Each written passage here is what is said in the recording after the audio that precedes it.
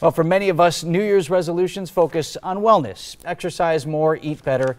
And this goes for the family too, and there's a simple thing you can do to help everyone be a little bit healthier. Dr. Patrick Lehman is with Children's Hospital of Wisconsin Bayshore Pediatrics. Doctor, we're talking about making time as a family to sit down and have some meals together. I speak as a father of three. That definitely is a challenge. Yeah, I have two young ones myself, and so it is a big challenge. But I think, with the new year being here, everyone's looking for a way to, make a positive difference in their lives, and one of the biggest ways you can do that is I think through eating family meals together, and whether that be breakfast, lunch, or dinner.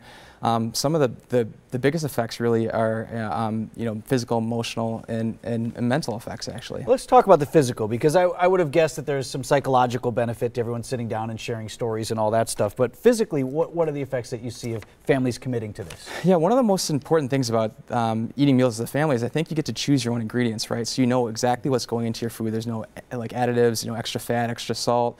But then the other thing is you can actually teach your children how to make the meals themselves, and so when they're older and they're in college, instead of going and getting the ramen noodles, they can actually go in and pick and make. They know how to make something? Make something right. themselves, and so they can learn how to do it, and then they actually want to eat the meals more when they're actually involved in making the meals as well too. So.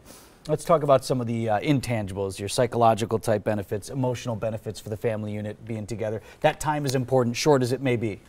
Yeah, and so, one of the biggest things I think you can give your children is really your time, your attention, and then your love, and if you're sitting there and you're talking to them for, 15, 20 minutes, they know that you're interested in what they're doing on a day-to-day basis. So they know that if they have problems on a day-to-day basis, they can talk to you during that moment when, maybe they wouldn't know what to do if they didn't have that time to talk to you, so. A lot of these things are easier said than done, especially with kids being in a lot of activities, which can also be good.